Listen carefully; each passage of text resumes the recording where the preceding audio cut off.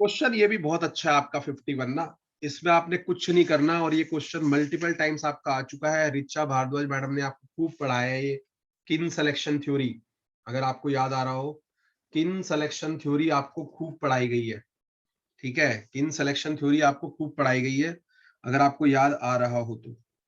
ठीक है ना। अब देखो इस क्वेश्चन को पढ़ते हैं पहले, क्या कहता है क्वेश्चन।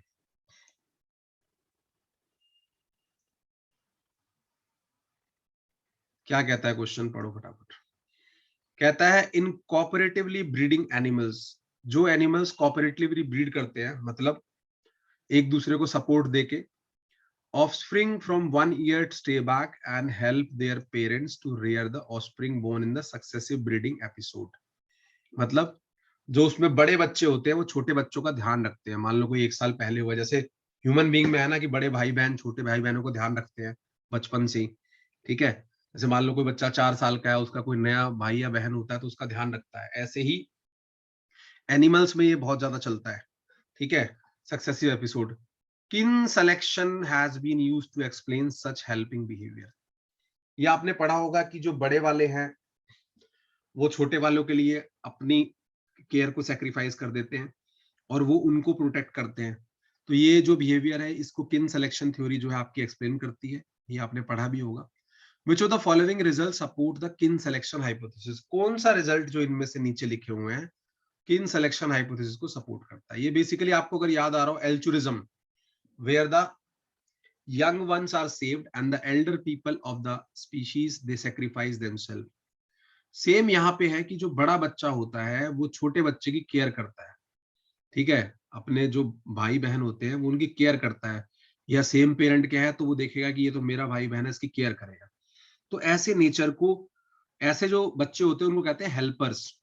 ठीक है, एनिमल्स में उन्हें कहते हैं हेल्पर्स, जो बड़े होंगे। ठीक है, मान लो कोई 2 साल का है और कोई भाई बहन उसका अभी जस्ट हुआ है तो वो उसकी केयर करेगा, तो दो वो क्या हो गया, एक तरह का हेल्पर। ठीक है, अब ये कह रहा है कि कौन सा ऐसा स्टेटमेंट है जो इस हाइपोथेसिस को सपोर्ट कर रहा है। पहले देखो, helper provide more care in population where extra pair paternity is low, है ना, then in population where extra pair paternity is high. अब यहां ध्यान देना जरा फटाफट से, क्या कह रहा है ये। कह रहा है हेल्पर जो है वो वहां पे ज्यादा केयर प्रोवाइड करते हैं उन पॉपुलेशन में where extra pair paternity is low, कि मतलब जहां पे जो उनके मदर और फादर है वो मल्टीपल मीटिंग में इन्वॉल्व ना हो, मतलब एक पार्टनर के साथ ही उनका रिलेशन हो, उनको पता लगे कि ये मेरा ही भाई बहन है, ये नहीं कि किसी पड़ोसी का है या उसने 2 फीमेल के साथ और मेट किया है उस ऑर्गेनिज्म ने, तो उनको वो ध्यान रखेगा, वो अपने वाले को ध्यान रखेगा कि ये तो मेरे ही पेरेंट्स का, मेरी मदर है, मेरे फादर है, इन्हीं का बेबी है, तो वो उसका ध्यान ज्यादा रखेगा। एक्स्ट्रा पेयर पैटर्निटी होता है मतलब दूसरे कोई थर्ड पार्टी के साथ अगर वो मेट कर रहा है मेल, तो यहाँ पे क्या है, ये बिल्कुल ठीक है, ये इस हाइपोथेसिस को सपोर्ट कर रहा है। ठीक है, ये बिल्कुल ऐसा ही है, मान लो कि एक मदर फादर है, उनका एक बच्चा है। अब अगर उनकी सेम मदर को कोई बच्चा होगा तो वो जो बच्चा है पहले से ऑलरेडी वो उसका ध्यान रखेगा, ये नहीं कि उनकी कोई दूसरी शादी हो गई जाके वो उसको ध्यान रखेगा। तो सेम थिंग इज हेयर। ठीक है ना। दूसरा देखो, ये तो सपोर्ट कर रहा है, बिल्कुल सही बात है। दूसरा देखो, individual who choose to stay and help are more likely to inherit their parents territory than individuals who stay but do not help। ये तो गलत बात हो गई, इसमें कोई नहीं है, कोई बच्चा हेल्प करता है नहीं करता है इससे कोई फर्क नहीं पड़ेगा। ठीक है, कि जो इंडिविजुअल स्टे बैक कर रहा है या हेल्प कर रहा है वो अपने पेरेंट को ज्यादा इनहेरिट करेगा, जेनेटिक तो सब में सेम आएगा ना, बच्चा तो उन्हीं का है। ठीक है, जेनेटिक्स जो कैरेक्टरिस्टिक है वो दोनों में सेम आएंगे, तो ये तो गड़बड़ हो गया, ये सपोर्ट नहीं कर रहा किन सिलेक्शन को। तीसरे पे आ जाओ, तीसरे में क्या कह रहा है जी। कहता है individual who choose to disperse, individual who choose to disperse from their natal territory rather than stay and help have a lower survival because of predation during dispersal when compared with individuals who stay and help। ऐसा कुछ नहीं है, ये कहना चाह रहा है कि ऐसे इंडिविजुअल बच्चे, ठीक है, वो choose to disperse from their natal territory, की जो चले जाते हैं अपने माँ बाप को छोड़ के, केयर नहीं करेंगे छोटे बेबी जो आएंगे नए उनकी, rather than stay and help have a low survival because of predation, कि अगर वो बाहर जाते हैं छोड़ के तो कोई उनको प्रिडिक्ट कर सकता है। भैया इसका तो कोई गारंटी नहीं है कि कोई उनको प्रिडिक्ट करेगा कि नहीं करेगा। हो सकता है वो बच जाए, वो सर्वाइव कर जाए, और हो सकता है उनका प्रिडेशन भी हो जाए। When compare with the individual who stay and help, ये कोई गारंटी नहीं है कि जो हेल्पर की तरह काम करेगा बच्चा, जो स्टे बैक करेगा अपने पेरेंट्स के साथ और नई प्रोजेनी का ध्यान रखेगा, उसको कोई प्रेडेटर खा ही जाए, इसकी भी कोई गारंटी नहीं है। सो ये भी सपोर्ट नहीं करता है, ये भी किन सिलेक्शन थ्योरी को सपोर्ट नहीं करता है गाइस, क्योंकि इस चीज की कोई गारंटी नहीं है ना कि जो बच्चा वहां पे रहेगा उसको छोड़ ही देगा प्रेडेटर, ये तो कोई गारंटी नहीं है। ठीक है, आगे देखो नेक्स्ट स्टेटमेंट क्या कहती है। कहता है helper whose parents continue to form breeding pair provide more care than helper whose parents are replace by new breeding pair. ये बड़ा अच्छा पॉइंट है जो मैंने कहा ना कि कोई भी, जैसे मान लो कि एक पेरेंट्स है, उनका एक बच्चा है, उनकी सेकंड बेबी होने वाला है, वो बच्चा उसका ध्यान ज्यादा रखेगा। लिखा है ना यहाँ पे कि फॉर्म अ ब्रीडिंग पेयर, कि मतलब उसके जो ओरिजिनल मम्मी पापा है उनका जो बेबी होगा नेक्स्ट, उसका ध्यान ज्यादा रखेगा रादर देन कि उनके फादर की या मदर की नेक्स्ट मैरिज हो जाए उसका ध्यान रखे। तो ये पॉसिबल नहीं है।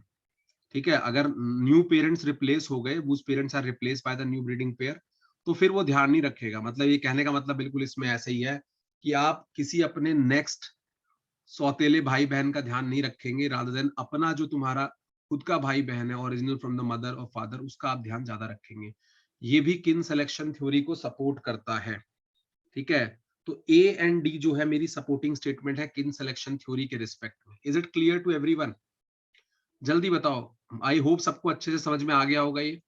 ठीक है, ए करेक्ट है, सपोर्ट में जा रहा है, और डी भी सपोर्ट में जा रहा है बस, और बाकी दो सपोर्ट में नहीं जा रहे हैं जो बी और सी है। क्लियर है? जल्दी बताओ। इससे सिंपल तरीके से आपको ये नहीं समझाया जा सकता। ठीक है, आगे चलो, क्वेश्चन नंबर 452 पे आ जाओ भैया। ये क्वेश्चन है नीट का, और ये 12th क्लास की बायोलॉजी से रिलेटेड है क्वेश्चन। बहुत ही सिंपल क्वेश्चन है, बहुत सिंपल, पढ़ने के साथ ही ठीक हो जाएगा क्वेश्चन। देखो ध्यान से, कहता है विच वन और more of the following genetic process are likely to be affected by the disruption of codon usage by is highly express gene. ठीक है, कहता है which one of the more the following genetic process, की इसमें से कौन सा genetic process है are likely to be affected by the disruption of codon. तो गाइस कोडोन का आपने नाम सुना होगा, जो 3 लेटर आपके कोड होते हैं। ठीक है, कोडोन क्या होता है? बेसिकली जो आपके न्यूक्लियोटाइड है, ठीक है, जो आपके स्पेसिफिक सीक्वेंस हैं 3 कंसेक्यूटिव न्यूक्लियोटाइड के, जो पढ़ते थे ना आप, ए, ठीक है, यू जी सी, ये सारे पढ़ते थे ना वहां पे डीएनए आरएनए में। That is a part of genetic code and that specify a particular amino acid. एक कोडोन जो है पर्टिकुलर अमीनो एसिड के लिए कोड करता है इन अ प्रोटीन, और कुछ कोडोन्स ऐसे होते हैं जो स्टार्ट या स्टॉप कोडोन की तरह फंक्शन करते हैं, ये आपको आई गेस पता है। और जनरली 64 कोडोन होते हैं। जनरली कितने कोडोन होते हैं? 64 कोडोन, ये भी आपने पढ़ा होगा। 64 कोडोन होते हैं। ठीक है, और कोडोन कहाँ पे प्रेजेंट होते हैं? On mRNA. एमआरएनए पे कोडोन आपके लगे होते हैं। कुछ कोडोन जो होते हैं वो स्टार्ट कोडोन होते हैं, स्टार्ट कोडोन, ये सब चीजें आपने पढ़ी होगी 11th 12th में। स्टार्ट कोडोन में क्या है? जीयूजी एंड एयूजी, ये स्टार्ट कोडोन है। और ऐसे ही स्टॉप कोडोन होते हैं। स्टॉप कोडोन कौन है? स्टॉप कोडोन कौन है? ठीक है, स्टॉप कोडोन कौन है? यूएए, यूएजी एंड यूजीए, ये 3 आपके स्टॉप कोडोन है। ठीक है, तो आपको ये बात ध्यान देनी चाहिए कि जो कोडोन है वो मेरा कहाँ है? वो एमआरएनए पे है। तो कोडोन के लिए तो एमआरएनए बनना जरूरी है। तो जब आप पढ़ते हैं प्रोसेस, तो सबसे पहले आता है गाइस रेप्लिकेशन। जब आप सेंट्रल डोगमा ऑफ बायोलॉजी पढ़ते हैं, मॉलिक्यूलर बायोलॉजी, रेप्लिकेशन। रेप्लिकेशन मतलब डीएनए से क्या बनेगा? डीएनए। क्लियर है कि नहीं है? उसके बाद सेकंड प्रोसेस क्या आती है? ट्रांसक्रिप्शन। ट्रांसक्रिप्शन, ट्रांसक्रिप्शन में क्या होता है गाइस? डीएनए से क्या बनता है? एमआरएनए। ठीक है ना? डीएनए से क्या बनता है? एमआरएनए। और फर्दर क्या बनेगा? डीएनए टू आरएनए बन गया। उसके बाद एक स्टेप नेक्स्ट आता है, क्या आता है उसमें? नेक्स्ट स्टेप में क्या आता है? ट्रांसलेशन। ट्रांसलेशन, वहां पे क्या होगा? MRNA to protein. राइट की रॉन्ग पहले बताओ, लेफ्ट पे जो लिखा है क्लियर है कि सबको नहीं है? कि 3 स्टेप होते हैं रेप्लिकेशन में डीएनए टू डीएनए, ट्रांसक्रिप्शन में डीएनए टू आरएनए और ट्रांसलेशन में RNA to protein. Is it clear to everyone? जल्दी बताओ, बस 2 या 3 क्वेश्चन और बचे हैं। आज इसका काम तमाम करना है। मैंने आपको बोला 10 तारीख तक मैं सब कुछ करवा दूंगा, ठीक है?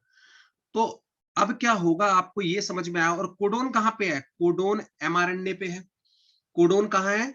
Codon is present on mRNA. तो एमआरएनए के ऊपर कोडोन बैठा हुआ है। तो भैया ना तो इससे पहले बात होगी कोडोन की कहीं पे, और ना ही इसके बाद बात होगी, ठीक है? तो एमआरएनए एमआरएनए एमआरएनए कहां बैठा हुआ है? एमआरएनए बैठा हुआ है ट्रांसलेशन वाले स्टेप में। तो ट्रांसक्रिप्शन में भी बात नहीं होगी, क्योंकि ट्रांसक्रिप्शन में जो डीएनए है मेरा बेस मटेरियल। तो जो भी कोडोन की बात होती है वो ट्रांसलेशन स्टेप पे होती है गाइस, क्योंकि कोडोन का यूज ही वहां पे पड़ता है जब एमआरएनए से प्रोटीन बनाते हैं। क्या ये बात क्लियर है? क्या ये बात क्लियर है कि नहीं है? जल्दी बताओ कि जो भी यूटिलिटी या काम आना है कोडोन का, वो ट्रांसलेशन स्टेप पे आना है when mRNA has to form a protein. Clear है सबको? अब क्या है भैया, अब तो इसमें कुछ है ही नहीं, इस क्वेश्चन का तो काम तमाम हो गया। काम तमाम देखो कैसे हो गया। कहता है which of the following genetic process is likely to be affected. किस किस को फर्क पड़ेगा अगर कोडोन में डिसरप्शन हो जाए, ठीक है? User is bias highly express gene. तो ट्रांसलेशन रेट में फर्क पड़ेगा? पड़ेगा, क्योंकि ट्रांसलेशन में तो कोडोन है इन्वॉल्व। ट्रांसलेशन एक्यूरेसी में पड़ेगा? पड़ेगा, क्योंकि वहां पे भी कोडोन इन्वॉल्व है। क्या ट्रांसक्रिप्शन रेट पे पड़ेगा? ट्रांसक्रिप्शन रेट पे तो नहीं पड़ेगा, क्योंकि ट्रांसक्रिप्शन में तो इन्वॉल्व ही नहीं है कोडोन, ठीक है? क्या ट्रांसक्रिप्शन एक्यूरेसी में फर्क पड़ेगा? यहां भी नहीं पड़ेगा, क्योंकि इस स्टेप पे तो इन्वॉल्व ही नहीं है। तो आंसर क्या हो जाएगा? 1 एंड 2 आंसर हो जाएगा गाइस। आंसर क्या हो जाएगा guys? 1 and 2, because codon is only impacting the translation step, so translation rate and translation accuracy will be impacted. Right की रॉन्ग जल्दी बताओ, सबको क्लियर हुआ कि नहीं हुआ? क्वेश्चन नंबर 52, क्वेश्चन नंबर 52 सबको क्लियर हुआ कि नहीं हुआ? जल्दी बता दो बस फटाफट से। 3 क्वेश्चन और उसके बाद आपका ये कार्यक्रम संपन्न। आगे आ जाओ, आगे आ जाओ गाइस, आगे आ जाओ। तो यहाँ पे करेक्ट आंसर आपका हो गया translation rate and translation accuracy guys. Clear है सबको? कोई डाउट तो नहीं किसी को यहाँ पे? ठीक है, कॉन्सेप्ट की क्लियरिटी में आप बिलीव करिए, उसी से क्वालिटी स्कोर आपका आएगा और इजीली यू कैन मेक 65 और प्लस 60 देन इजीली। बस नेगेटिव जहां है वहां कॉन्शियस रहना है, नेगेटिव में ओवर कॉन्फिडेंस नहीं दिखाना है, जो नहीं आता है वो ना करिए, ज्यादा बेटर है, ठीक है? आगे आ जाइए भाई। अब आ गए हैं न्यूमेरिकल, न्यूमेरिकल आ गए हैं, इनको तो मैं बिल्कुल बढ़िया से कराऊंगा। देखो क्वेश्चन नंबर 53 कुछ नहीं है, बड़ा अच्छा क्वेश्चन है, सिंपल क्वेश्चन है। ऐसे क्वेश्चन खूब आ चुके हैं पहले, देखो ध्यान से। कहता है मेल बीटल है, मेल बीटल है, ठीक है? एक मेल कीड़ा है, बीटल्स जो होते हैं, आर ऑफ 2 फिनोटाइप, 2 फिनोटाइप है इसमें। कौन से? एक हॉर्न, हॉर्न बीटल है एक, और एक क्या है? हॉर्नलेस। तो यहाँ पे ना मैं सिंबल बनाता चलूंगा तो आप देखते रहना। मान लो कि जो मेरा हॉर्न बीटल है, जो मेरा हॉर्न बीटल है उसको मैंने डिनोट कर दिया, हॉर्न बीटल को मैंने डिनोट कर दिया किससे गाइस? एच से। और जो हॉर्नलेस है, दूसरा कलर लेता हूं, जो हॉर्नलेस है, मान लो जो हॉर्नलेस है, जिसके सींग नहीं है, टेंटिकल नहीं है, उसको डिनोट कर दिया HL से, ठीक है? 2 मैंने नोटेशन ले ली यहाँ पे, इनका ध्यान रखना। अब क्या कह रहा है आगे, देखो ध्यान से 53 में, horn males mate with twice as many female compared with hornless male. कि जो आपके हॉर्न मेल हैं वो ऑलमोस्ट मेट करते हैं दोगुनी फीमेल से, ठीक है? जिनसे हॉर्नलेस मेल मीट करता है, मतलब जितनी फीमेल से हॉर्नलेस मेल रिप्रोड्यूस करेगा उसके 2 टाइम्स से। मान लो कि अगर ये मान लो कि अगर ये हॉर्नलेस जो मेल है, अगर ये एक फीमेल से मेट करेगा, तो जो हॉर्न वाला है वो 2 फीमेल से मेट करेगा। यहां तक समझ में आया कि नहीं आया? जल्दी बताओ। अगर हॉर्नलेस जो है एक फीमेल से मेट करेगा, तो जो हॉर्न वाला है वो 2 फीमेल से मेट करेगा। जल्दी बताओ फटाफट, यहां तक क्लियर है कि नहीं है? ठीक है, क्वेश्चन को पढ़ते ही जेनेटिक्स के क्वेश्चन सॉल्व हो जाते हैं। अब आगे देखो, आगे क्या कह रहा है? बट, आगे क्या बोल रहा है? आगे स्टेटमेंट में but but female mated to hornless male, जो फीमेल हॉर्नलेस मेल से मेट करती है वो कौन सी है? ये वाली, नीचे वाली है गाइस। जो फीमेल हॉर्नलेस मेल से मेट करती है प्रोड्यूस 1/3 मोर ऑफस्प्रिंग। ये कितने ऑफस्प्रिंग ज्यादा प्रोड्यूस करती है? 1/3 मोर। ये ध्यान रखना, ठीक है, 1/3 मोर प्रोड्यूस करती है। ठीक है, 1/3 मोर प्रोड्यूस करती है। अब देखो, मान लो मैं ये ले लेता हूं कि इसने अगर अगर इसने ये जो ऊपर वाला था, ठीक है, अगर इसने मान लो कि एक्स प्रोड्यूस की है, ठीक है, अगर इसने मान लो इसने एक्स ऑफस्प्रिंग प्रोड्यूस किए थे, तो ये कितने करेगा? एक्स प्लस 1/3 एक्स करेगा कि नहीं करेगा? जल्दी बताओ, ये कितने करेगा? ये कितने करेगा? X plus 1/3 x. जल्दी बताओ, क्लियर है कि नहीं है? अरे जल्दी बताओ भाई, क्लियर है कि नहीं है? अगर ये एक्स प्रोड्यूस करेगा हॉर्न वाला, तो ये एक्स प्लस 1/3 एक्स करेंगे, पक्का? चलो ठीक है, बिल्कुल ठीक है, कोई दिक्कत नहीं, ठीक है। हाँ, तो ये मैंने ले लिया, और इसको अगर मैं कैलकुलेट करूंगा, ठीक है, इतना मैंने समझ लिया। अब आपसे आगे क्या पूछता है? आगे पूछता है, बड़ा सिंपल क्वेश्चन है ये। आगे पूछता है the reproductive success of male, कि मेल की रिप्रोडक्टिव सक्सेस कैसे कैलकुलेट होती है? Number of offspring of fathered in the number of female he mate with, multiplied by the number of offspring each female produce. मतलब कोई भी अगर आपको रिप्रोडक्टिव सक्सेस निकालनी है तो आपको मल्टीप्लाई करना पड़ेगा, कितनी फीमेल से उसने मेट किया और कितने ऑफस्प्रिंग प्रोड्यूस किए। कहने का मतलब है दोनों को मल्टीप्लाई करना है हमें। मतलब कितनी फीमेल से उसने मेट किया, जैसे मान लो यहाँ पे 2 फीमेल थी और कितने ऑफस्प्रिंग थे? एक्स, तो 2f(x) हो जाएगा। यहाँ पे कितना था? एक फीमेल थी इंटू एक्स प्लस 1/3 एक्स, इन दोनों का प्रोडक्ट होगा। क्लियर है कि नहीं? जल्दी बताओ, यहाँ तक क्लियर है कि नहीं है? जल्दी बताओ, यहाँ तक समझ में आया कि नहीं आया सबको? जल्दी बताओ भाई।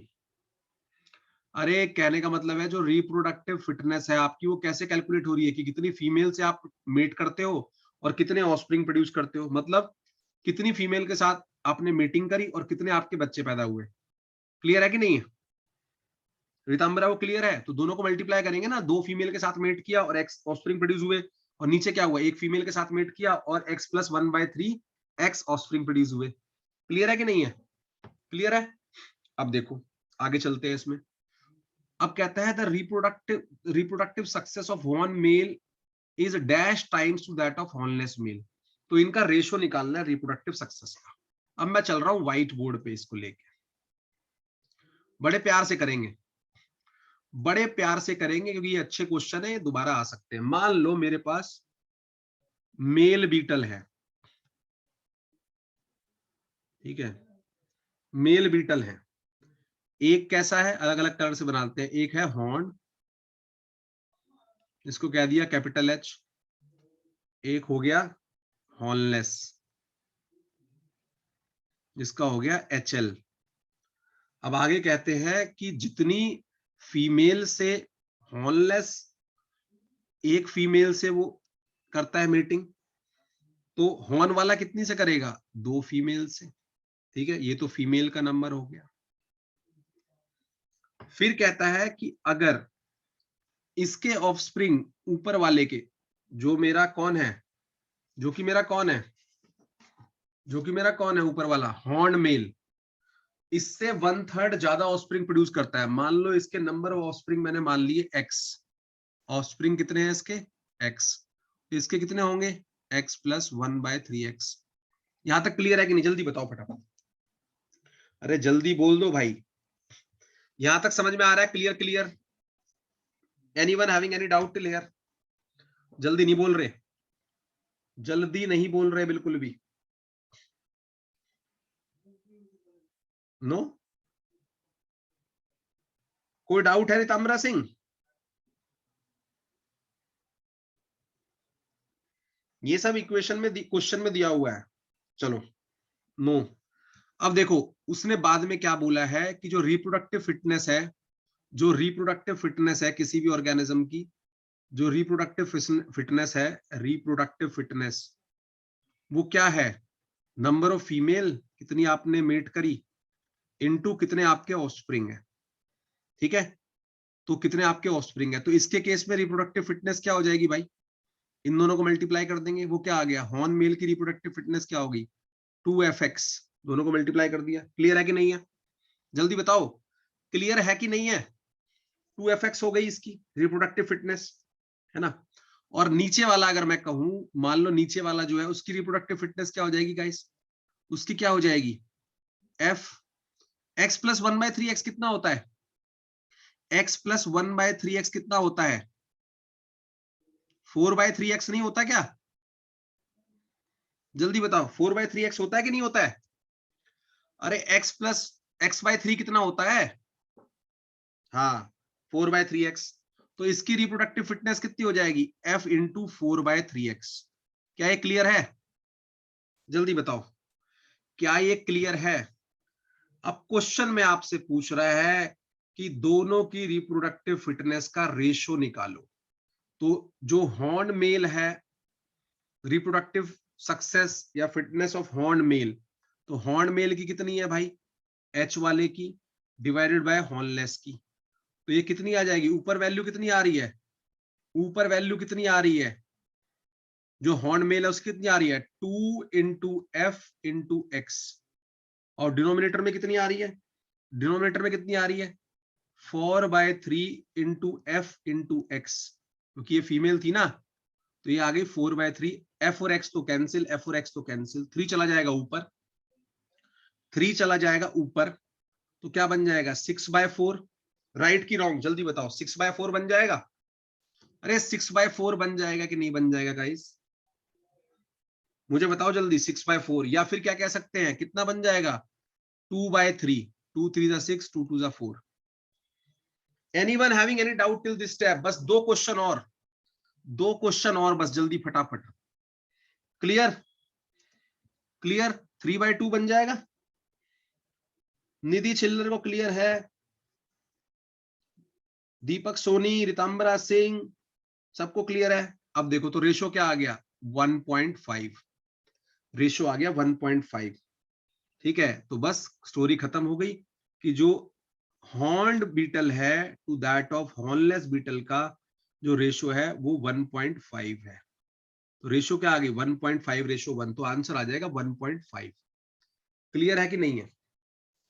यह हो सकता है कि जो मेल है हॉर्न वाला, दैट इज हॉर्नलेस वाले का 1.5 टाइम्स। क्लियर? कोई डाउट तो नहीं है? बहुत छोटे छोटे न्यूमेरिकल आते हैं गाइस, बहुत छोटे छोटे, आपको सिर्फ लॉजिक से जाना है। आगे आ जाइए, आगे आ जाइए, आगे आ जाइए। 54 क्वेश्चन तो हवा में उड़ा दोगे, 2-3 बार ये नेट जेआरएफ में आ चुका है। 54 क्वेश्चन को तो हवा में उड़ा दोगे गेंद की तरह से, कुछ है नहीं 54 क्वेश्चन में। देखो अब चल रहे हैं 54 क्वेश्चन पे। क्वेश्चन नंबर 54, बस क्वेश्चन पढ़ते ही काम तमाम। 2 बार एनटीए नेट में आ चुका है, 2 बार एनटीए नेट में आ चुका है क्वेश्चन नंबर 54। देखो क्या कहता है 54 question. A population show exponential growth of the form nt is equal to n naught e to the power rt, where nt is the population at time t, n naught is the initial population size, and r is the rate of increase. ठीक है? If r is 0.1, then the doubling time for the population is.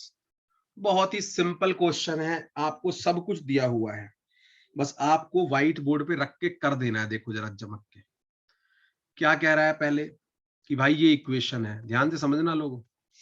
N T is equal to N naught, ये आपने बहुत पढ़ी होगी, मैंने भी आपको पढ़ाई है जब हम पढ़ाते हैं सिग्मोइड ग्रोथ फॉर्म और लॉजिस्टिक। ठीक है ना?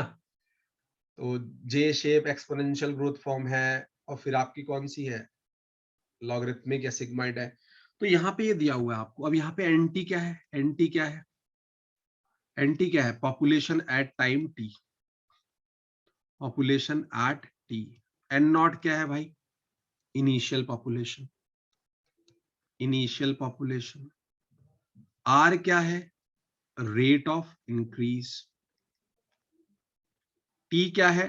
टाइम। ये सब तो पता है सबको। ठीक है, अब ये कह रहा है डबलिंग टाइम कैलकुलेट करो। तो भाई ये तो बात ध्यान रखो, डबलिंग टाइम कहने का मतलब क्या है कि जब at doubling time, at doubling time क्या हो जाएगा? At doubling time N T क्या 2 टाइम्स ऑफ एन नॉट नहीं हो जाएगा? जल्दी बताओ फटाफट, जल्दी बताओ कि डबलिंग टाइम कैलकुलेट करो। डबलिंग टाइम पे क्या होगा? N T should be 2 times of N naught, initial का डबल होना चाहिए। जल्दी बताओ, क्लियर? राइट की रॉन्ग? राइट की रॉन्ग? जल्दी बताओ। Nidhi Chhillar, Ritambara Singh, Deepak Soni, all other. अब देखो इस इक्वेशन में पुट कर दो, क्या हो जाएगा? 2 times of N naught is equal to N naught E to the power R T. N नॉट तो कैंसिल हो गया, ठीक है, तो आपका आ गया 2 is equal to E to the power R T. और यहाँ पे टी क्या हो गया? टाइम डबलिंग, टीडी लिख दिया मैंने, डबलिंग टाइम हो जाएगा। अब ये दोनों साइड आप लॉग ले लो तो क्या आ जाएगा? ln 2 is equal to ln E to the power R T D. तो ये तो ई और ln तो कैंसिल हो जाएगा, तो क्या आ जाएगा? ये आ जाएगा ln 2 is equal to R into time doubling. ln 2 को कैसे लिख सकते हैं? ln 2 क्या होगा? ये तो एक्सपोनेंशियल लॉग है, तो 2.303 log 2 is equal to R into T doubling. क्या यहाँ तक क्लियर है कि नहीं? सबको जल्दी बताओ, यहाँ तक स्टेप क्लियर है कि नहीं? जल्दी बताओ, एक क्वेश्चन और बचा है, जल्दी बताओ, जल्दी फटाफट। मेरे पास 7 मिनट और है, 7 बजे से क्लास दोबारा है, ठीक है, नेट वाली। यहाँ तक क्लियर है? तो फाइनली मेरे पास क्या निकल के आया गाइस? फाइनली मेरे पास क्या निकल के आया? मेरे पास ये निकल के आया, फाइनली मेरे पास ये निकल के आया that 2.303 log 2 is equal to R into doubling time. और आर की वैल्यू तो आपको क्वेश्चन में दी हुई है, आर कह रहा है आर 0.1 है, तो यहाँ पे 0.1 रख दो, तो क्या आ जाएगा? 2.303 इंटू लॉग 2 कितना होता है? 0.3010 is equal to 0.1 into T D. जब इसको आप सॉल्व करेंगे तो डबलिंग टाइम जो है आपका सॉल्व करके आ जाएगा गाइस कितना? 6.93 डेज। राइट की रॉन्ग? क्या था इस सवाल में? बताओ भाई, इस सवाल में क्या था? कुछ था क्या इस क्वेश्चन में? क्लियर है? निधि छिल्लर, दीपक सोनी, रितांबरा सिंह, सोनू, जो भी यहाँ बैठे हुए हैं, ऑल अदर्स, ठीक है। अब आ जाओ आज की क्लास के आखिरी सवाल पे, क्वेश्चन नंबर 55। जब आप छोटे बच्चे हुआ करते थे 11th-12th में, जेनेटिक्स पढ़ते थे, मेंडल के लॉ, तो आपने ये क्वेश्चन खूब किया, लेकिन वहां पे आप इसको भूल गए। और हार्डी विनबर्ग इक्विलिब्रियम भी आप खूब पढ़ते थे, जो आपको पढ़ाया भी है मैडम ने, ठीक है। रिचा भारद्वाज मैम की क्लास में बैठा हुआ था, उसमें देखो बड़ा आसान क्वेश्चन है, बड़ा इजी क्वेश्चन है, ध्यान से देखना है इसको। कुछ नहीं है इसके अंदर, पढ़ते ठीक हो जाएगा, बस पढ़ते ही ठीक हो जाएगा। क्वेश्चन नंबर 55 में क्या कहता है? क्या कहता है क्वेश्चन? कहता है at a locus with 2 allele A1 and A2, ठीक है, एक लोकस है, उस पे 2 एलील है। एलील क्या होता है? Alternating form of A gene. कहता है the genotype A1 produce white, मतलब लिखते रहो व्हाइट। व्हाइट कौन है? लिखते रहो तभी समझ में आएगा। व्हाइट कौन है? जिसका ऐसा जीनोटाइप है A1 या फिर कह सकता हूं A1 स्क्वायर, ठीक है, ये हो गया। फिर आगे क्या कहता है भाई? आगे क्या कहता है? आगे कहता है flowers A2 produce red flower. Red कौन है भाई? रेड जो है A2 है, A2 रेड है, ठीक है, ये रेड है। ये कह सकता हूं A2 स्क्वायर है इसकी फ्रीक्वेंसी। फिर क्या कहता है? कहता है A1 A2 produce and A1 A2 produce pink flower. ये आपका हेटेरोजाइगस है। For a population Hardy Weinberg equilibrium the frequency of red flowers is 0.25। अच्छा, ठीक है। If the white flower plants are removed, एक जनरेशन के बाद आपने व्हाइट फ्लावर प्लांट को रिमूव कर दिया, and all the pink and red flower plant in the population are randomly crossed among each other, the frequency of white flower plant in the next generation will be। अगली generation में आपको पूछ रहा है कितने white flower होंगे। अब आ जाओ अपने व्हाइट बोर्ड पे, इसको तो मैं बहुत अच्छे से करवाऊंगा आपको, देखो ध्यान से। मान लो आपको सबको ये इक्वेशन तो याद ही होगी भाई, p² + q² + 2pq, क्या होता था, इज इक्वल टू 1। आया याद, नहीं आया? आया याद कि नहीं आया? आप लिखते थे p प्लस क्यू का whole square is equal to 1। ये हार्डी विनबर्ग इक्विलिब्रियम था आपका। इसमें p क्या होता था? p क्या होता था? p स्क्वायर क्या है? Frequency of dominant. की स्क्वायर क्या था? Frequency of recessive. डोमिनेंट कौन है? रेड। रिसेसिव कौन है? व्हाइट। और 2pq क्या था? हेट्रोजाइगस, जो इस केस में क्या है? पिंक।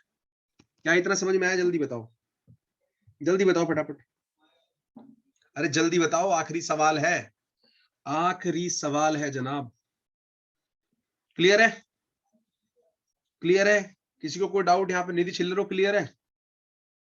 ठीक है, आगे आ जाओ, आगे आ जाओ। अब देखो, क्वेश्चन में दिया आपको, क्वेश्चन में दिया है, कहता है फ्रीक्वेंसी ऑफ रेड, कहता है frequency of red flower is 0.25। तो फ्रीक्वेंसी ऑफ रेड फ्लावर 0.25 है, तो इसका मतलब क्या हुआ? A2 इंटू A2 या फिर A2 स्क्वायर कितना है? 0.25। तो A2 क्या आ जाएगा भाई? Under root of 0.25। तो ये क्या निकल के आएगा? 0.5। राइट की रॉन्ग? जल्दी बताओ। A2 0.5 आ गया? जल्दी बताओ, जल्दी जल्दी बताओ। तो A1 कितना आ जाएगा? A1 प्लस A2 क्या होता था? 1। ठीक है, 1। तो आपका A1 कितना आ जाएगा? 0.5। आ गया कि नहीं आ गया? जल्दी बताओ, जल्दी बताओ। ठीक है ना? ये आ गया। तो यहां से मुझे ये समझ में आया, अभी तक जो समझ में आया वो ये समझ में आया कि जो A1 स्क्वायर है मेरे पास वो 0.25 है, जो मेरे पास A2 स्क्वायर है वो भी 0.25 है, और जो मेरे पास 2A1 A2 है वो मेरे पास 0.50 है। ये आप करेंगे तो आपको समझ में आ जाएगा, कोई दिक्कत नहीं। ठीक है? क्लियर है? क्लियर है कि नहीं है? जल्दी बताओ, जल्दी जल्दी बताओ। यहां तक क्लियर है? चलो अब आगे आ जाओ। लास्ट में क्या कहता है आपसे? कहता है कि अगली जनरेशन में मैंने व्हाइट फ्लावर को रिमूव कर दिया।